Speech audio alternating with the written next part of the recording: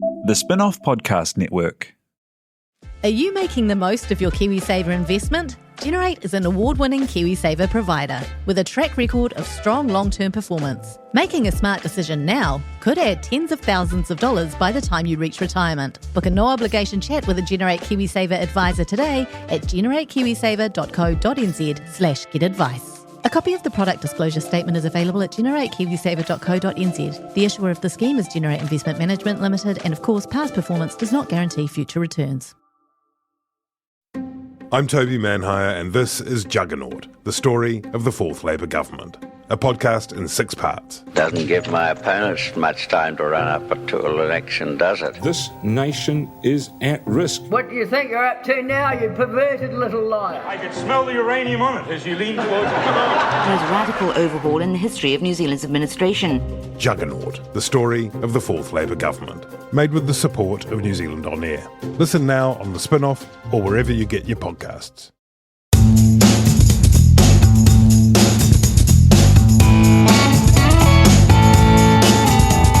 Nau mai, haere mai, kei te whakarongo koe ki Superpod o te taurua mano rua te kau. Hi, welcome to another annual installation of the Spinoff's Superpod. My name's Leonie Hayden, and I am also joined by my co-host, Jane Yee. Hi. So nice to have you all listening to this, and so nice to have everyone in the studio. Leonie, you will know from the amazing podcast that was on the rag. I refuse to believe that it's died its total death. I know that sometimes these things can come back to... It might. It just might. It might. Who knows? But we've got a whole lot of other people in the studio here. In fact, it's quite warm. It seems very quiet. Can everyone just perhaps a little whoop, a little cheer, a little... Oh, that's 2020, isn't it? Okay. So I'm Jane Yee. I'm podcast manager here at the Spinoff as of about June this year, but I've been tootling around the edges hosting the Real Pod for many a year for the Spinoff, and also host of the Coming Home series that Duncan and I did together. So I feel like this is a good time to introduce Duncan Grieve, managing editor of the Spinoff, also my co-host on Coming Home, my co-host on the Real Pod, and monopod extraordinaire host of The Fold. You have more podcasts than anyone else in this room. Yeah, it's incredibly indulgent of me, and apologies in advance for my extra gravelly voice. I've already done an hour solo monopod today, and I'm feeling it right now, to be honest. That's all you need to say for the whole thing now.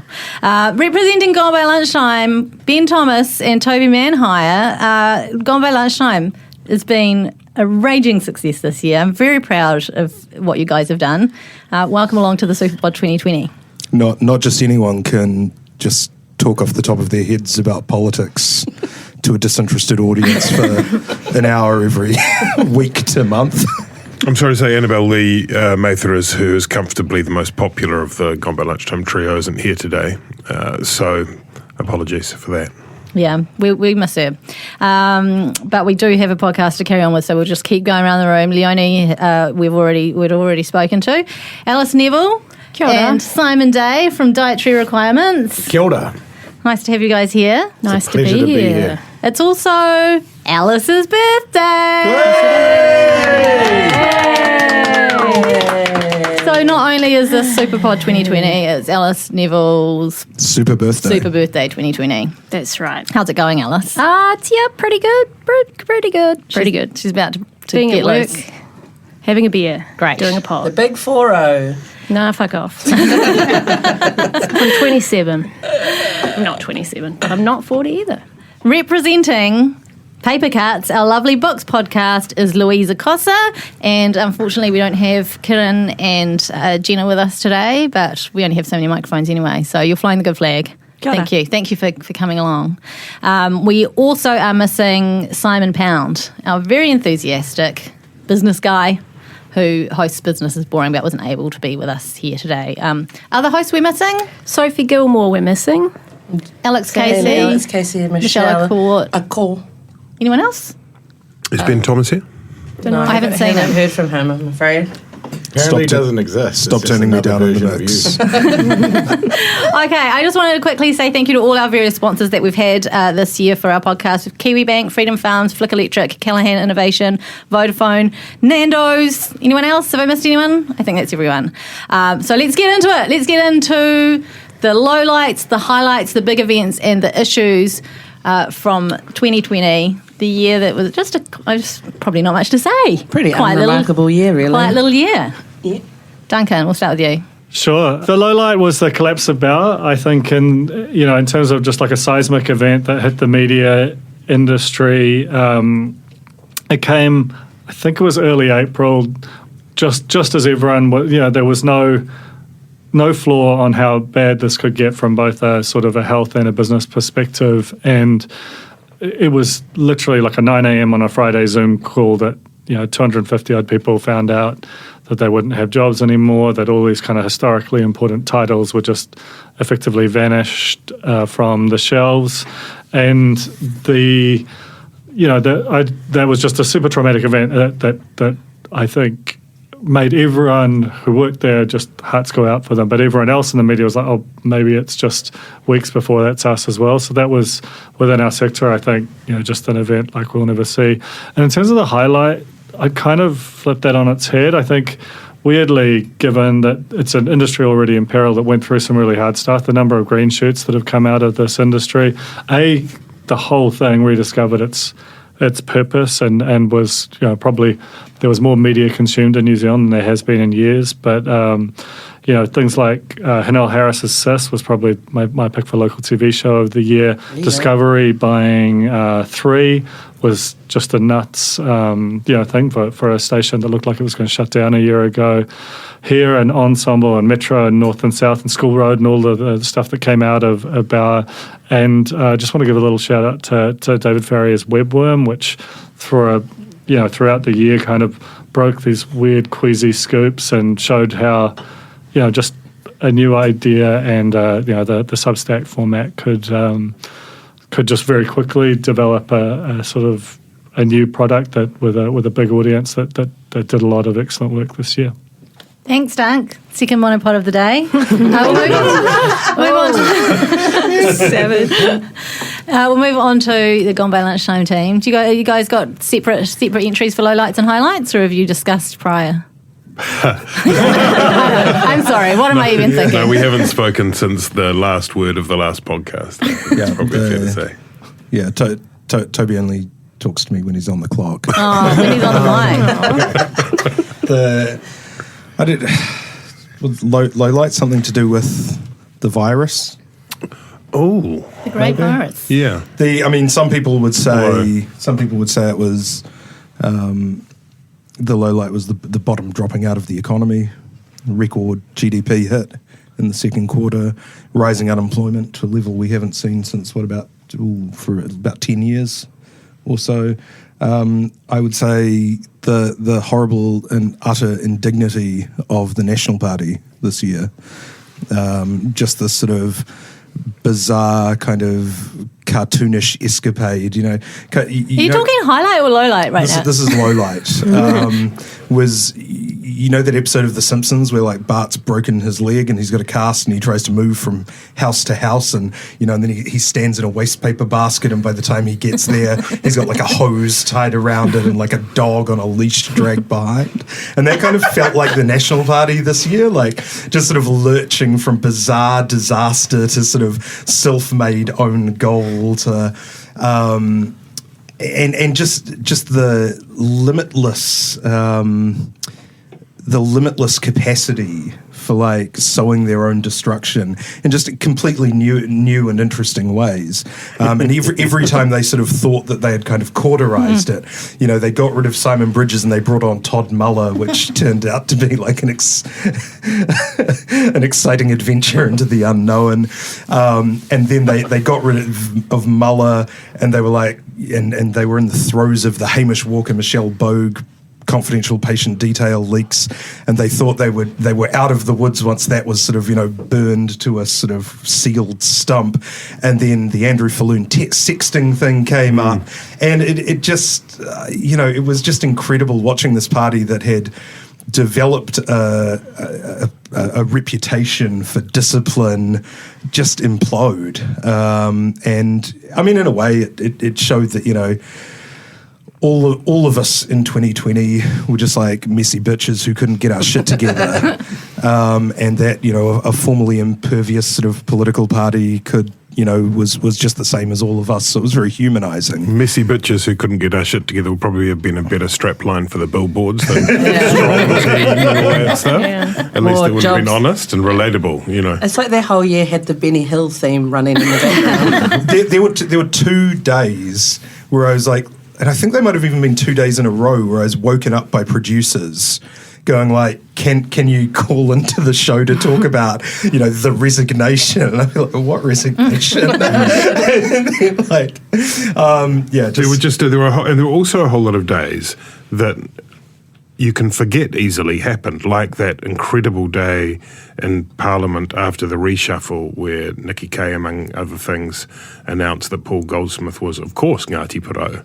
And that Andrew Falloon thing, I'd forgotten about that until recently. It's just a whole catalogue. The incredible sort of glitching Westworld trip down Ponsonby Road. Oh, God. Amazing. That's true. Maybe that should be made into a kind of, we should make a video game out of the, can you make it from one end of Ponsonby Road to the other without encountering Hamish Price? Yeah, and the highlights, I guess you could say it was, you know, our world-leading response to COVID, keeping the populace safe, etc. But I would say it was the amazing TV that came out of National's cataclysm.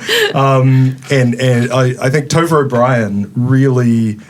And News Hub as a whole really contributed and brought forward the art of political TV in New Zealand from their very sort of the thick of it supercut of that day outside the caucus room with the Paul Goldsmith Ngāti Porou issue, to the Jamie Lee Ross evisceration, to, you know, the amazing like pan to doleful doe-eyed Ashley Bloomfield, weeping a silent tear behind David Cameron. So heartbreaking. As a number of people said, that's the first person to have to resign because of a pan. And I think aesthetically, political coverage took a big step forward this year. Yeah. Awesome. Toby? We talk a lot about cinematography on Gone By Lunchtime if anyone wants to catch up with that number of available episodes. I was going to say quite earnestly that I do think the highlight was the response to the COVID-19, and we sort of take that for granted a bit. But as we stare out around the world, even in the, you know, dwindling days of 2020, it's pretty extraordinary what was achieved here, and I don't think we can really get away without noting that, what a sort of small group of people and then a wider group of people around them, and what I've chosen to call the team of 5 million managed to achieve together. So well done, all of you. Thank you. My low light was, what did I put there? Oh yeah, one of the things that I think was disappointing to a number of people, including myself, was the cannabis referendum, and it sort of got lost, and a lot of that was out of the control of people behind it. I don't think it was brilliantly run, but I also think even some of us in the media have a little bit of cop to that. I sort of thought it was strange that the only time that it was debated properly was actually after the result came in, which isn't the order in which things are meant to run. And on reflection, I feel as though various parts of the media, ourselves included, could have carved off a bit of time to really go hard into the issue, and it never really got beyond the surface. So that was a big disappointment, because it may not be for some time until that comes around again, and there are a lot of people, disproportionately Māori in New Zealand, who are at the blunt end of that particular law. Leonie. I mean, yes, the cannabis referendum was one of amongst my lowlights as well, because I just feel like so many thousands of people could have been blown onto the yes side by a gentle breeze or / a merely competent yes campaign. But I was going to say my lowlights for the year was sort of right back with the early emergence of COVID, when iwi around the country were using their mana motu hake to close down their borders, protect their people, because they we have this deep historical knowledge of governments not prioritising us. And they were like, this is a damn pandemic. We have dealt with this before and we came out of this badly. We're going to pull out all the stops.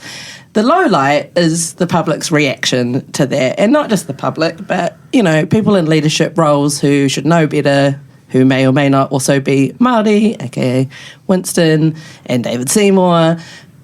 I just found that reaction really like upsetting because, as it turned out, that early action in the first lockdown anyway was actually, I think, probably responsible for saving a lot of Māori lives and keeping COVID completely out of a lot of like regions of New Zealand.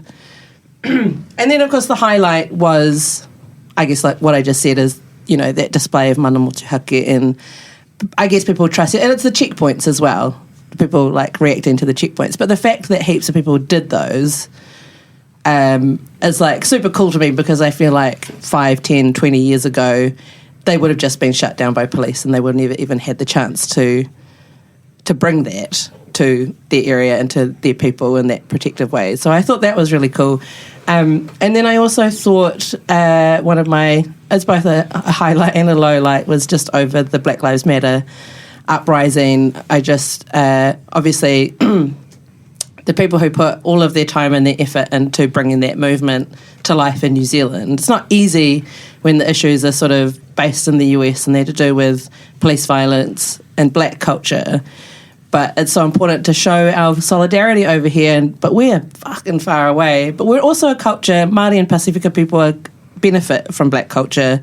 And it was nice to see so many thousands of people like understand that relationship and why that solidarity is needed and like rise up and support. But then it also sort of put heaps more things in our communities back on the table, like our relationship with the police. And I actually feel like that's been super productive, that conversation.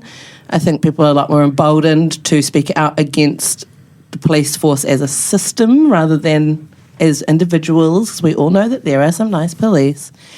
But I just think it's been like a really great year for resistance leading to change rather than however many decades and centuries of resistance just being like an exercise in banging your head on a wall, you know. I feel like I've seen lots of positive movement from it. Awesome. Yeah. Thanks, Flo. Yeah. Dietary Requirements. Alice Neville, Simon Day, step up to the mic. Low light. Let's start with the low light. COVID-19 lockdowns and their crippling effect on the hospitality industry. Felt like the media in many ways, like there was the hospitality sector was right at the tip of the people affected by it, and you forget how important those institutions are to your like happiness. Being able to go out for a beer and a meal makes you feel real good, and hang out with your mates in the places that the hospitality sector represents. Having those taken away and seeing how much pressure that sector got put under was a real low light. Yeah. Highlight for me, I was going to say people discovering or rediscovering a love of cooking. The flip side, if you will, of not being able to go out. Especially baking sourdough. Although that's kind of a low light for me because now I'm not, I used to be kind of cool and special, but I'm just like every other basic bitch. Yes, still contributed to the flour drought. Yeah, true. But again, like the media, I think the highlight was watching the green shoots come out of the other side of our COVID response, and there's been heaps of really exciting new openings. There's been really innovative responses to trying to provide different forms of revenue from hospitality joints, and that's equated to like, real bougie versions of My Food Bag with Sid Sarawat doing the French cafe at home, or the way cafes have provided really great advice and guidance on how to make that coffee at home, to just seeing what I think has come out of the back of it as well, is seeing beautiful food get more accessible as well, like pub-style bistro food be available for everyone. I've had our sort of little team lunch at Hotel Ponsonby, and the way it was like pub food but fancy as fuck but still not too expensive was really, really exciting, and I like that. I like that trend. I'm going there tonight, Simon. It's delicious. For my birthday. Nice. Happy birthday, Alice. Hey. I feel like everyone came out of lockdown one of two ways, either super fit or super well fed. And Well, you can't. I came out well fed. I don't know a single person who came out of it super fit. Okay, and that's probably people I I'm don't just assuming there is someone out there. No, like right at the Boring beginning, people. you had to like make a call because you're like, I'm not going to see anyone else for, maybe never, but probably at least a month. Yeah. And so you had to decide, am I going to get ripped or am I going to like let myself go? And it's this sort of prisoner's dilemma. You've got to kind of second guess what the rest of society is going to do. And I made my choice, and the weekend before lockdown finished, I went for my stupid little walk, and I saw all of these like lithe people in activewear who had all been doing yoga with fucking Jasmine or whatever every day, and I was like, there's no looking back. There's you can't. The toothpaste is out of the tube on that one.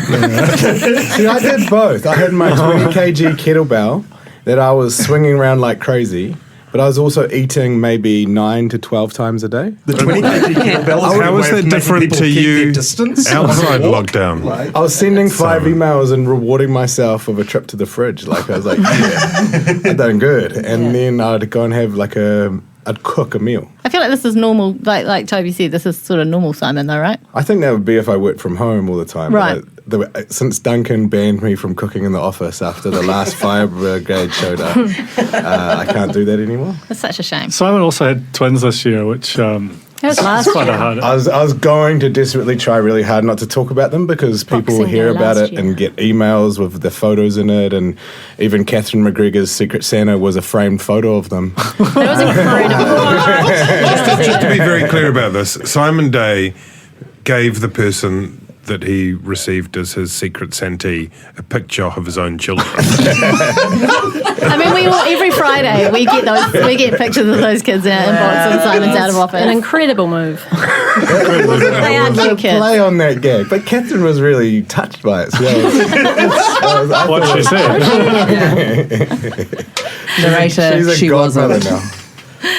now. Okay, so my low light tonight, you guys have all been very earnest, and so I'm here to bring the trash. Oh, Louisa, sorry. Louisa, I did forget. I'm so sorry. It's okay. I was just going to come in after you, but now I seem like a really sad urchin with my nose pressed up against the glass of this podcast, The reason for which this, I'm into, to honestly. defend Jane, is that Alice and Simon are flanking. Yes. Yeah, indeed. Okay. Tell us about your lowlights and highlights. Okay, so I'm going to give you lowlights and highlights from the book industry. So obviously, COVID had some effect, as it is an industry, and we sell products. So I would say the lowlights, I'll be brief, because it was more of a highlights year, weirdly, for the book industry, I would say. So the lowlight really was when we had the first lockdown in New Zealand, and in the world, but I'm going to talk about New Zealand, and a lot of authors who had been putting their blood, sweat and tears into their books for years. They were prepped and primed to launch their books. They were super nervous because obviously most authors are introverts and hate public speaking, but they were ready. They were ready to do their best. And by God, that opportunity just fucking, it was gone. So they had no market to release their books into because books were also deemed not an essential item. And that was obviously a topic for some discussion in the book industry. So actually there was lobbying going on to get them deemed an essential item, which I think, there's pros and cons to that, obviously, because there were also concerns, I think, for people who were retail workers in the book industry. Obviously that would put them at risk. So a lot of confusing horribleness, obviously, just like in every other time we've touched on COVID, it has been about its confusing and horrible aspects. But in highlights, I would say the book industry is fucking flourishing. It's crazy. Apparently, it was like Christmas in July, and now it's like Christmas at Christmas. So fucking awesome. Amazing. Wow. So exciting. I can only guess that people need a break from their screens. One that doesn't involve going outside, because, even though you could go outside, I don't know about you guys, but I didn't really want to. So books were kind of a wholesome break, but not so wholesome as to be boring and something that you don't want to do. So that was very exciting, I think, because we kind of thought, this might be the end of a very precarious industry. This might just finish us off. But actually, it's been an amazing year for books, for book sales, for authors. So, yay, kia kaha books. Yeah. What were the most popular titles before we went into that first lockdown that were like flying off the shelves? I would say locally, Oe was just such a I read that in success first lockdown story. too. Yeah, it was great. Honestly, can't remember any other fucking books at this moment. Put me on the spot. I remembered one. And Oe has continued to sell really well. And I have to say, I was going to talk about Becky Manawatu later, but if you haven't read Oe yet, fucking get on it. It's so good. So good. And you'll feel like you're kind of part of the book zeitgeist if you do, and you'll feel hopelessly left behind and out of it if you don't. Thanks for the hot tip. Need that. Okay, so thank you very much, Louisa. Definitely here. Definitely important. Present and correct. The stuff that I've got to say is not very. Actually, no, that's not true. The COVID was a big thing, obviously, but the highlight for me was having to say goodbye to Alex Casey and thus the real pod, the little pod that could from that Duncan and Alex and I have been hosting for 5 years. Long time. Aren't you bringing it back? Time. Aren't you going to bring it back? Is that a secret? Save that for predictions for 2021, okay? As we still don't know exactly what that might look like if it were to come back, which it's not necessarily, Toby, so just hold on to your horses there. I'm confident. So that was emotional. The worst bit was I've been living in LA for a while. We'd been doing remote pods, which are fine, but there's nothing quite like being in the room together. And I'd planned to come home and do Alex Casey's last podcast in studio as a surprise, bust in, make her cry, have a good time. There was so much plotting and scheming in advance of that. Yeah, and if you're not familiar with the Cornies, that's a bunch of like Real Pod fans. It still blows my mind anyone ever listened to it. And they all like got together and offered to pay to fly me home so I could be there for Alex's last podcast. It was all very sweet. Anyway, COVID happened. We came home anyway. No intention of staying in New Zealand. We've stayed in New Zealand. But because of lockdown, we had to do our final podcast via Zoom. It's like all super remote, not even Alex in the same room. Super remote. And weirdly, I did it from Stephen Tyndall's wardrobe at his holiday house. Wait, what? Yeah, I think you're going to have to explain that one. or not, or leave it hanging. I was going to leave it I there. like it just hanging. Yeah. No, we'll talk about that off mic. That sounds terrible. No, it sounds really incriminating. I broke into his house and his wardrobe and got a podcast. What can I say? So that was my low light. Notice board. Nice, yeah, good callback. Okay, so my highlight for this year, aside from getting a job at the lovely Good Ship Spinoff, was nailing our first grown-up podcast and coming home. So we had an external producer come in and make us sound really super fancy. And Duncan and I put together a podcast with the help of a lot of other people, and it went to number 1 on the Apple Podcast chart and stayed there like for a week, and it was very exciting. So that was a really nice moment. Oh, Can I just jump in? Because there's no real pod, there's no roundup of the highlights and the lowlights in popular culture. And I just wanted to quickly address TikTok. How do you feel about TikTok? What's your handle? Can't wait for this one take. I don't know, it's like Ben787623 or something. Right. And I did a deep dive to try and understand it, right? And like, I'm glad you didn't go to OnlyFans. without wanting to sound rude, I'm very famous, right? I'm like New Zealand's number 1 centre-right, maybe New Zealand's number 1 political commentator. Like I'm on TV, I'm on radio. what's this got to do with TikTok? Well, I was like like just looking talking through, about- and there was this 20-year-old girl who does like law at Auckland Uni, and she wasn't even dancing or anything. She was just like, now I'm eating now I'm drinking a smoothie or whatever. Now I'm driving to my sister's house. She had 20,000 fans. I've only got like 6,000 followers on Twitter. What the hell? Yeah. And that's it? That's your take? Yeah, what's going on? Culture take of the year? That's your insight into the popular culture of New Zealand is not enough people like you. Yeah. What the hell is up with the teams? Like, You know what, honestly, we don't know they want how some you hot takes feel about when you like- don't see yourself represented in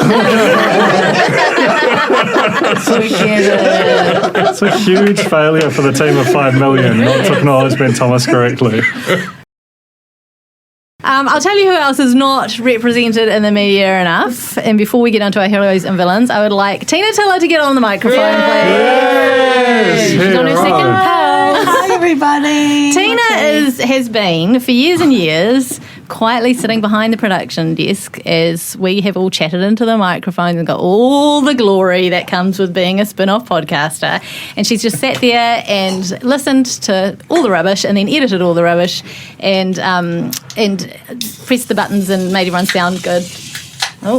And just been a delight to have in the studio. So, Tina, you're behind the mic now. There's someone else behind the desk. You're making me blush with all this sweet talking. I want to know lowlights and highlights of the year for you. It's a bit of a thing. Highlight, lowlight would be lockdown. Bless you all, but having to switch up a pod system in a day is not the one. Bless Zoom, because... Are you saying you didn't enjoy staying up till 1:30 in the morning trying to get Ben Thomas and his Mountain Dew fueled Dorito rantings? chip thing. I mean, I loved it. I was intoxicated. Didn't Jane have to deliver? Wasn't it an illegal trip across town to deliver Ben headphones? That was in the second lockdown, It's and not it was illegal, it's an essential service. It was an essential media service. With his 6K followers. But, I mean, my highlight was also, I really flourished in lockdown, I'm not going to lie. Like, yeah, you did. You grew some lovely plants. I got into gardening. I feel like most people got into gardening. You know, houseplants, things. Roller skates. Oh, yeah, I started skating. Oh, although I did spend a lot of money on, like, an MES synthesizer. Oh, yeah. I meant to ask how that's going. Oh, it's not going. It's so bad. I tried to do a tutorial the other day. It was terrible. Still waiting on that new updated Papercuts theme song. Oh, yeah, there's definitely a story in where everyone's hobbies are at now, post-lockdown. Curious to know how that knitting's going. Okay, we're going to move on to our heroes and villains. Oh, we got low light? Okay, yeah. Low light, lockdown, highlight, plants. Also lockdown. Okay, great. Thank you, Tina. It's so nice to have your voice on the podcast. Thank you, Tina. Okay. Thanks, Tina. Oh, yeah. Heroes and villains. Let's do it, Duncan. Hero is Sinead Boucher, the CEO and now whole owner of Stuff, who during lockdown 1, I think, basically like under extreme duress with NZME sort of baying to be handed it by the government, coolly bought Stuff, huge company, 1,000 employees, a ton of newspapers, biggest website, biggest locally originated website in the country for the princely sum of $1, and proceeded to really kind of, reorientate it and give it a real sense of being a New Zealand company and not a sort of unloved part of an Australian one. They started memberships. They quit Facebook, quit posting to Facebook, which was like an internationally sort of significant move. They did the apology, which was just kind of a major and very bold initiative. Black Hands, which started out as a podcast, became one of the year's highest rated TV shows and a book, and just the whole sense of sort of purpose and energy around the organisation really elevated, and I think this doesn't mean that Stuff's or the media's challenges are gone, but I think there was something really impressive about the way that she ran that organisation. Villain, we've had the government's response to COVID-19 largely given, and rightly given, the rave reviews, because God, it's good to be able to do this in a room and not imagine trying to record this on Zoom. That's a special kind of hell. But I do think that it's, in general, its policy towards media and the lack of coherence to it has been an issue. As Louisa referred to, there was the sort of essential services line, which part of Bauer's collapse was down to magazines and community newspapers not being deemed essential. The only item in the supermarket that wasn't. The Concert FM debacle, which was known about and then just backtracked from, even though it's basically RNZ just trying to solve its long-running kind of demographic problems. The RNZ TVNZ merger, which has been just sort of floating forever. Second tranche of media funding, the Māori media shift. There's just been a lot of things that have been announced and not happened. And this is, as this year showed, a really vitally important sector. And it's not even like the sector requires a huge amount of assistance, but the amount of engagement that's happened versus the amount of kind of clarity and forward guidance that exists has been quite, I guess, just exhausting. And what I would say is that the signs are that now that it might be that a number of things are ultimately traceable back to New Zealand First's just kind of shambolic role in the last government, and there are tentative signs that we might be getting something a lot more, coherent and strategic in future. So hopefully we see that. But there was a lot of just a kind of a lot of mess in 2020. Judette. Ben.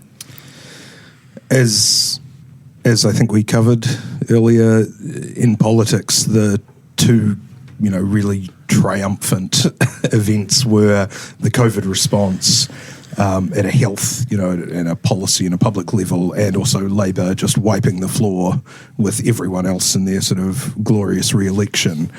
One person who can take, who could partake in both of those was my hero of the year, which is Dr. Aisha Virel, Dr. the Honourable Aisha Virel. She was an important critical voice during the health response. A lot of people now, seem to take it as read. We look back with we look back and we see that everything kind of turned out okay, to this point, touch wood. And we think that was sort of manifest destiny, that everyone was always in control, that the government was always making the right decisions. Actually, it's been the result of an iterative process where there have been a lot of fuck-ups made, and there have been a lot of people holding the government to account, making sure that things are patched up, that bad procedures are improved, and that, sort of negligence is addressed. As we saw with the report that was released this week, hasn't all been taken care of, but Aisha Virel was pretty crucial to that in terms of the contact tracing, which is the really important part. Once we've got the border reasonably secured, it's a matter of, being able to clamp down on outbreaks like the Auckland outbreak as quickly as possible, and we have her to thank for a lot of that, for being, actually a slightly dissident voice, which wouldn't have been easy for her, because at the time she was an appointed Labour Party, an elected, rather, Labour Party official on the Wellington and Capital Coast District Health Board. And since her good work then, she stood for Parliament on the list. She's been made a cabinet minister in her first term, which is sort of Stephen Joyce kind of territory, pretty unheard of.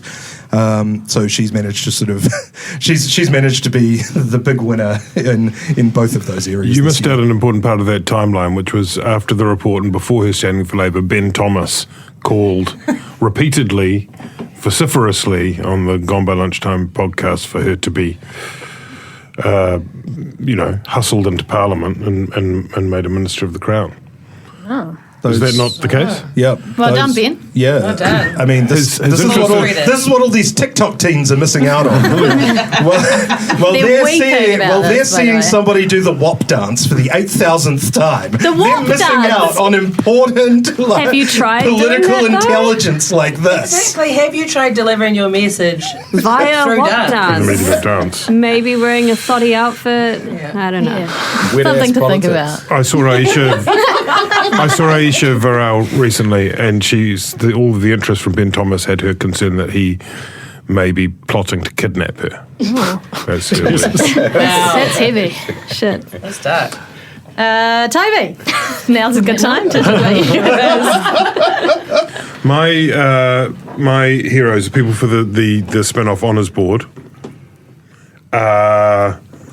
Two people who were elected in their constituencies despite the doubters and the predictions, and they were Rawiri Waititi and Chloe Swarbrick, both of whom just really performed out of the box, and in their respective cases did a lot for both of their parties, for the Māori Party, which now has 2 MPs and is a proper force to be reckoned with once more.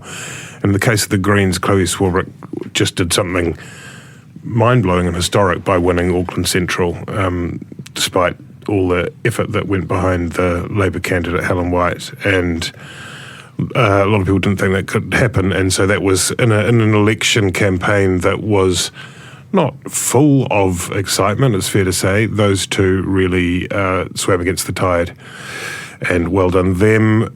Are we doing the Dishonoured Board too? Are we? Yeah. Okay. For me, that place goes to Jerry Brownlee, who, in our summary of the epic national year, we omitted to mention that day that Jerry Brownlee seeded a whole lot of conspiracy theories and basically fed into the disinformation narrative that is so toxic and dangerous in New Zealand and around the world with all that just stating facts and just thought it was a series of interesting facts. It was just interesting. And it was very funny, and we had a good time mocking it, but it's also obviously, I think, rightly, that was not warmly received by the New Zealand public, and it's something that we need to guard against quite sternly. It feels like I was really impressed at New Zealand at that point, because that had been a really effective strategy internationally, was like, you don't get everyone, but you get a sizable bump, and a lot of people who are really into the kind of conspiracy theory politics, and the fact that both the media and the public will just like absolutely fuck off with that. And, you know, to give small credit to Brownlee and Collins, they sort of quickly took that signal, and you didn't really see that style again, that sort of paranoid style. It was super dangerous, but I think it reflects well on this country and its current, and it's part of why we are where we are, that they didn't get any kind of political reward for that lunatic strategy. Yeah, and even at a lower level, my nomination for the Dishonours Board, Jamie Lee Ross, former politician, former employed person, man who once had a future, is, who just an incredible, like a downward spiral to the center of the earth. Just like any time you think that a human being can't get any lower with their political behavior, it was just like, falling through a ravine that went forever. After he had, after he had bizarrely taped his leader secretly, made allegations about electoral fraud, which ended up in him being prosecuted by the Serious Fraud Office. He then threw his lot in with the conspiracy theorist Billy Te Kahika, and tried to make hay from the most vulnerable people in our society. The people who, like Leonie said, are most vulnerable to a pandemic. Māori and Pacifica, particularly in South Auckland, who live in crowded circumstances, who if the virus took off here, would be on the front line of any damage caused. And he did it all, as a kind of pathetic, grasping attempt to retain political relevance and still be invited on Morning Report. And the country is just so much better off without him. Leonie. I mean, my heroes and villains of the year, even though, technically I'm here representing On the Rag, and we haven't actually put out an episode of On the Rag since February. So a lot has happened. The before times. February. So mine are sort of in the politics realm as well, because that has been what has dominated my year kind of culturally. I was thinking about my villain, and there's so many obvious ones, and Jerry Brownlee was definitely near the top of the list. But the person I've been most consistently disappointed with this year, and have probably shade tweeted the most, is Winston Peters. And it's nothing to do with New Zealand First per se. It's him as a person consistently blocking movements by tangata whenua, and it's the fact that he is tangata whenua that hurts so flippin' much. He's not just some clueless white guy. He's a Māori man with status out here blocking a resolution at Ihumātao, putting down the Black Lives Matter protesters as if what they're doing is meaningless. And, no one has made me angrier. So he's my number one villain for the year, regardless of his politics. It's those two things alone that have made my blood boil. But then on the nice side, my honours board, and I'm going to split it into two. The first one is Debbie Ngāti Wapeka, and not even just in her role as the Māori Party co-leader, going back to when the pandemic first hit, her work in protecting her people in South Taranaki was so visible. It was so grassroots. She was on the ground. She was the first person having that conversation with her local council, who really hadn't considered that anyone in their constituency might be more at risk than anyone else. And then she took that conversation further out and further out and further out until she was having conversations with government about what the heck they were going to do to protect Māori. And at every level, the answer was, we haven't thought about that yet. So she, I think, was a real catalyst in making that a priority, to the point that in the second lockdown, where Māori and Pacifica were more at risk because the outbreak was in South Auckland, I think she's the reason that they were more prepared for that, because she had asked them to be more prepared for that. And then my second one is Fili Fupulea Tapuai, who's the young woman who's the head girl from Aorere College, who has just been very visible this year. And again, it's because her leadership it starts in her community, and it just happens to have sort of gotten a profile this year because she's very good in media for someone that young. And she's just graduated her last year, and she won every scholarship going and every leadership award. And she just remains like hilarious and humble on her social media. And I just really think that kind of she's not precocious, do you know what I mean? Like, her leadership is for and of her generation and her community. It's not about pretending to be an adult, which is why I like it so much when she tells off adults over climate change, and that conversation with James Shaw, which she talks about in the very good profile on the Spinoff by Michelle Langston. I recommend everyone reading that. It's a really great sketch of a future leader, but who currently is just a leader in the way that she should be for someone her age, which I think is totally extraordinary. You're a hero, Leonie. I love nothing more than an impassioned Leonie Hayden moment behind the microphone. Give me a monopod. And just on the back of that recommendation to read that article, can I just recommend you read every article on the Spinoff? Listen to all the podcasts. Every single one. Everyone. I mean, what are you doing over summer? Not much. Yeah. Stay inside. Stay out of the sun. Look at your computer for hours and hours on end. And, replay all those podcasts, all the video content. Click through to the sponsors. Thank you very much. And sign up to become a member as well. Yeah, that'd be good. Share everything on the Spinoff and then let us know what you think. Toby at thespinoff.co.nz. Alice, your heroes and villains, your honours list. Yeah, mine is sort of less human form. It's not Stanley. Okay. I was thinking about Stanley, my dog. Stanley. He is a hero, but he's nothing to do with the food and drink section, sadly. Disagree. True. A hero, it is a tie between seltzer and oat milk. Both had fucking huge big 2020s. Just come out of I don't know why they're so popular. I kind of get Have you ever combined them? Delicious. Yes, Soatsler. That sounds so gross, but we should. Soatsler. Yeah, so 2021. I'm intrigued. Soat milk. Soatsler. Anyway, do you personally like both of those things? No. Alice, can I ask, what is seltzer? That is a big question that no one really knows. It's bubbly, right? It's a tradition. Isn't it just like alcoholic trying to make RTD cool? Much. It's trying to make RTD cool. I think, and Matthew McCauley will talk at length about this, but in America it became like it was brewed, like the alcohol was something brewed from sugar, then it was like it became. But now I think it's just like naturally carbonated. Yeah, but now and it's low carb as well. I think so. It's now low it's carb, just so if you're watching your figure during the third lockdown, which is my aspiration this time, you drink seltzer. Yeah, but often I think it's just like fizzy pop with booze in it. You know, it's an RTD. Yeah. I'm excited about that. But oat milk is genuinely good, Alice. Oat milk. Creamy and Oat milk delicious, is and also good for the and I planet. support the popularity of oat milk. I still drink cow milk. I'm sorry, but I like oat milk. It's good. I do too, Alice. It's very Swedish. Me too. By the glass. I can't seem to get into the porridge Old milk. school. Is it a bit porridgey?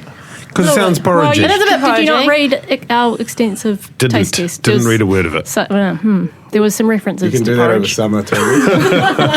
What I don't like about oat milk is that it's all made in Sweden, and Duncan and I have had this conversation because he's like, food miles is bullshit, it doesn't even matter. And I'm like, well, I just don't like the vibe of it. Anyway, Swedish stuff is really vibes are way more important than whatever is. Duncan thinks. Yeah. Yeah, I've got objectionable opinions. It's amazing I've got through this podcast without cancelling myself. My villain, which I feel like we kind of forgot about. Around the lockdowns, everyone was hating on this thing a lot. Uber Eats, remember? And now everyone's kind of forgotten that they suck, and it's like, Uber Eats. It did, though, didn't it show a bit how it was harder than it seemed when lots of people went, you know what, we're going to do a local version and we're going to get everyone on board, and it turned out it was a bit more than a Excel spreadsheet. Yeah. Uber Eats is very user-friendly for the restaurant and the diner, but it also takes a very large cut from the restaurant and did not cut any slack during I've noticed lockdown. that a lot more places are basically just putting up their prices 30% for Uber Eats. It's probably good. I mean, I think that's the most, but it does suck that to be giving that money to Uber. Can I just nominate one more, completely outside of Paul Reed? He is the landlord of a number of places, a former Shortland Street star. Marshall from Shortland Street. Don't bury the lead. Bruce, who would call, just very anti-Bruce as a name guy, but also... the first red flag. Yeah, he was... But what I'm now blanking on the name of the Elliott Stables, which Michael Andrew from the Spinoff did some great reporting on this year. In some ways, he's just representative of a particularly callous class of people who just kind of had no mercy or sympathy towards their tenants, but just enforcing personal guarantees on struggling small business owners. When you have just an enormous array of massive assets. Paul Reed, my honest opinion is that he's a knob end. There's a whole lot. I mean, just throw some names out there. Hoppers, that's on the dishonest board. Yeah. Is this In your honest opinion, Jim Haray. Is that because of the MAGA party, or is that just because of those weird fucking portraits of cats? Do you not read the Admiralty Spinoff? hats? No, Ben's asking, is Hate it those. just shit because it's shit, or is it shit because it's also Patriots of Ponsonby? Look, as I said the other day, which was controversial, it's got good beer. but it also has literally the worst aesthetic of any bar in Auckland, on top of allegedly treating their staff terribly. It's like a Harry Potter bar or something. Yeah. All right, Simon, moving on. Are you ready? Yeah, I'm ready. I was quickly within my mandate. The West Auckland liquor trusts are a pain in my ass because, as I mentioned before, pubs are a great place to meet and socialise, and I live out in Titarangi with the little boys. It's hard to go places, and the You got twins. I do. Coming up on a year. He's got nowhere to park his car and leave them. But the West Auckland has literally no good places to have a beer. The RSAs are a different beast, and they're always fun. But fuck the West Auckland Liquor Trust. But outside my mandate, I became very passionate about the cannabis referendum and did a little bit of advocacy around it and some talks and things like that. And my Called up some villain boomers. on that is Jacinda Ardern for refusing to tell us what she was going to do, refusing to back something that felt so naturally within her political space that could have had such a positive effect on so many people in New Zealand, and then to come out afterwards. And I understand the compromise that would have made for the party vote, but I don't know, it feels like you should do the things you believe in for the right reasons, but she didn't. My honours board, my hero is the sausage. During lockdown, I had a whole bunch of sausages in the freezer. And you can get a sausage and you can take it so many different places. It's a brick. Like to the pub? Well, you can take it to Italy, you can take it to Thailand. The sausage is a vehicle for all sorts of shit. Flying a sausage around Put the it in your world. hand luggage. Sausage 7 ways. Book it. Its own You can flight have it on for the plane. breakfast, you can have it for lunch, and you can have it for dinner. Like, emptying it out of its casing is a real power move. You can put it on a pizza, you can turn it into meatballs, you can make it into larb, you can put it in a sandwich. Like, a sausage is just a super useful, always delicious, have at least 12 in your freezer at all times. What's your top way to serve a sausage? My favourite way to serve a sausage is as a pizza topping. So you crumbled up, taken out of the case? Take it out of the case and crumble it up, briefly fry it, and then cook it on top of the pizza. I feel like that combined with your comment about a lack of good places to eat and drink in West Auckland, I'm feeling like a Simon's sausage establishment Could just out come west. to my house. Simon's sausage barn. Simon's sausage shop. Anyway, that might be a prediction for 2021. Yeah, Louisa? Yes. So the villain for this year, I mean, honestly, there's not a lot of villains in the book world. We're generally quite a gentle. I'm gonna have to push you for a villain. But I do have one. Yeah. That's funny. And so, villain, I've got Pete Evans, who formerly of MKR, currently some kind of weird crossover between Australian celebrity chef and kind of like Jared Leto-esque cult leader. I'm a little bit hazy on the details because I had to scramble to come up with a villain, and I had been deliberately ignoring this man for many years, but... You chose a good one. Thank you.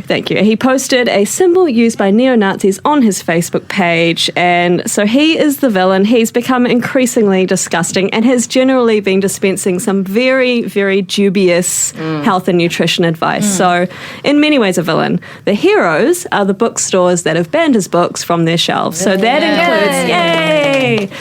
includes the Warehouse. It includes Papercuts. I know, right? There's some little surprised murmurs, and that's because, it's nice when corporations actually show some responsibility. He's just asking questions. It's interesting. And but also wanted to shout out a new bookstore in Wellington called Good Books, started by Catherine Robertson and Jane. Oh my God, what is Jane's last name? Lovely Jane. Lovely Jane is a nice name. Jane Arthur, yes. They have kind of come up with a really full stance of we are not going to support fascist authors. And there's actually a great piece on the Spinoff that you guys can discover in your summer trawl through the entire archives of the Spinoff. Where do they stand on TERFs?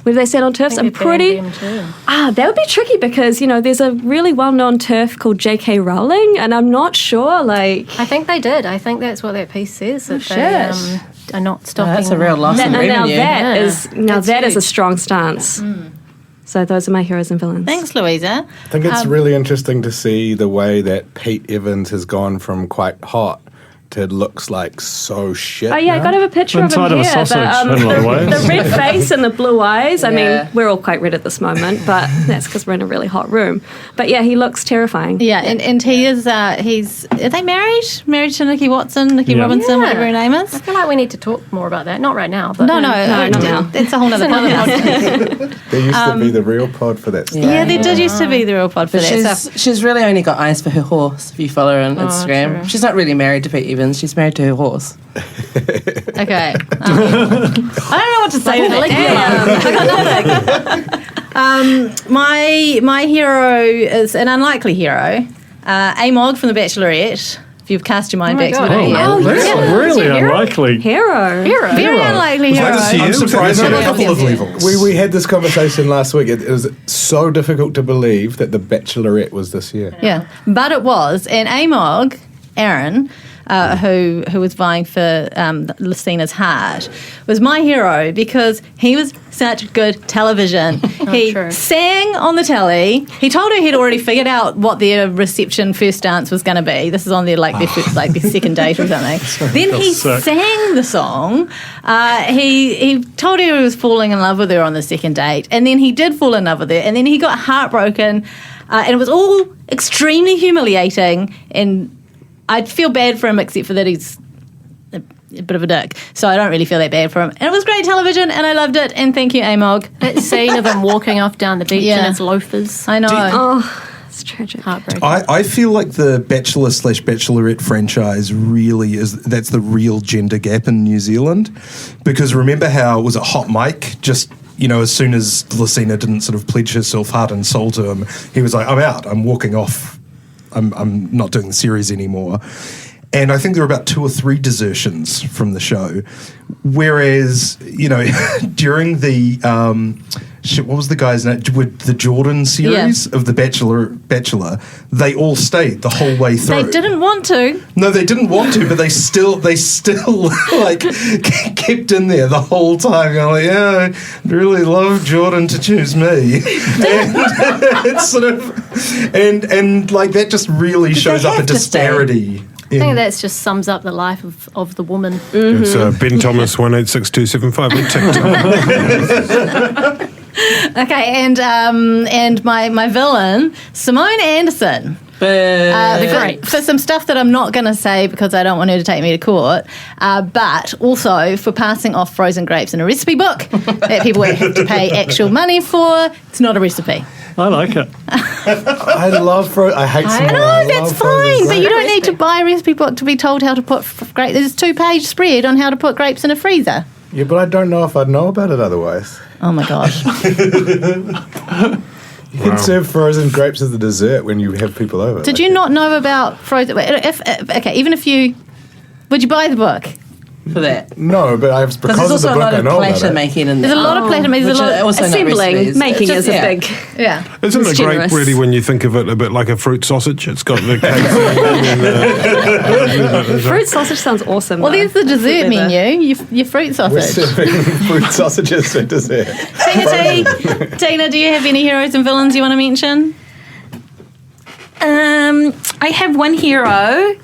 Oh, actually, yeah, I got a villain. Villain is it AT for putting up like signage outside the Spinoff office, mate. Like timed parking. Get in the bin, would you? Like patrolling with your hat, like good sun safety. But just get out of here. I got shit to do, all right? And my hero for the year is my new, not sponsored, Samsung flip-top phone. Honestly, it's bloody great. Although there's a crease in it, so if you're looking into buying it, maybe just, I don't know about that. Maybe get the insurance. I didn't get the insurance, but honestly, sticks anywhere. It's a great time. And did a solid job of taking the staff photo at our Christmas party. Exactly. Yeah. Honestly, it really does. It's its own tripod, right? Exactly. It's up. Hope Samsung's It's worth the money. Hire me or something. I don't know. But yeah, that's my hero. Don't hire her when we need it. Don't hire me. I just wanted to slip in an extra hero, which is Tina Tiller. Yay! Just sucking up, but also like for real, like you edited out the bird sound from our lockdown pods most of the time, so beautifully. Sometimes. And you were so patient, and yeah, big shout out to you. Thank you. And in case you don't know, Tina also does lots of the lovely images that you see on the Spinoff, including all the podcast feature images. So thanks, T. You're amazing, and we love you. And Thanks, we're so happy to have you behind the mic, as I said before. Okay, I'm just going to throw this one wide open because I don't know if everyone's got predictions for 2021, but if you do, speak up. What do you think is going to happen next year? The first oat milk seltzer hybrid beverage will go Available on the sale. Spinoff merch site. Yeah. Simon opens a sausage shop. Yeah. There's Have food a predictions. porridge sausage that also can make milk out of it. It's disgusting. Really getting worse and worse. I think Simon Day has triplets. I actually was at my annual bender with the lads on Saturday. Lads. And the guys who organised alienating. it got a fortune teller, and apparently I'm going to conceive in July. Wow. So it's Triplets! going to be triplets. Amazing. Wait till you get Outdo that your own photo on self. Friday. Anyone else? I mean, Toby blew it, but I predict that the Real Pod might make a return in 2021 in some form. Yeah, that's my prediction. Yay! Mine's really boring and earnest, but I think that New Zealand might finally sort of start some process of reckoning with big technology properly and its sort of tax and social impact in 2021, following the antitrust stuff in the US and the ACCC stuff in Australia. I think whether it's a digital services tax or something else, that's just kind of free political money, and you've got absolute power, and why not? So yeah. It's real serious. I'm really sorry. Where are the lulls? Media, it's very dry and boring. Ben, That's the way I make it. Ben, I feel like you've got something to say. Me? Yeah. Come on, make a prediction. Okay.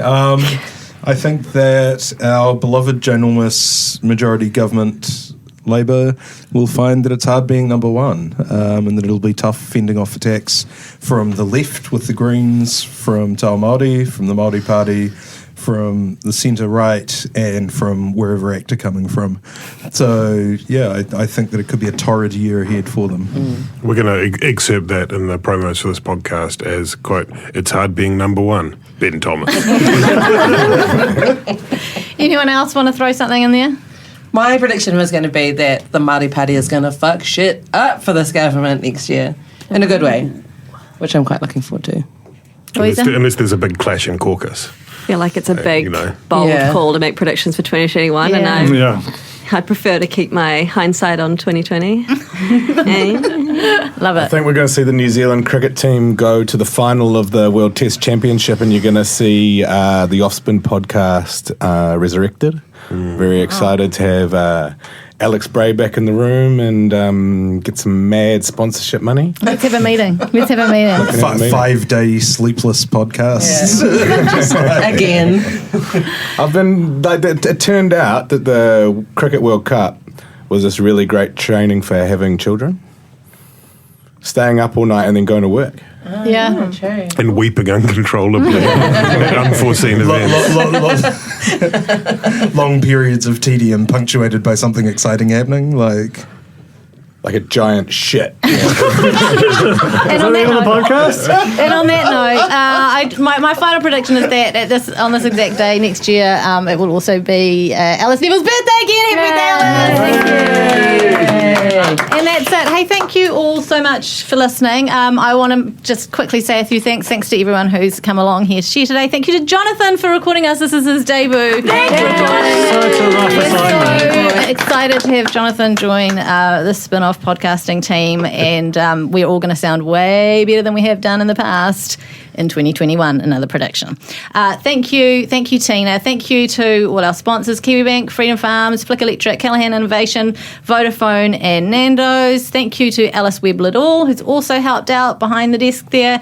To Lucy for so much organisation and just being lovely, and also providing snacks and drinks, which is also excellent. Thank you to the Spinoff members. And thank you to you guys for listening. And just shout out Simon Pound in Business is Boring. He's not here, but he comes in every week and he does his thing, and it's a great little podcast. Thank you all. Hope you all have a great Christmas, a great New Year's, and we will see you in 2021. Thank you, Jane.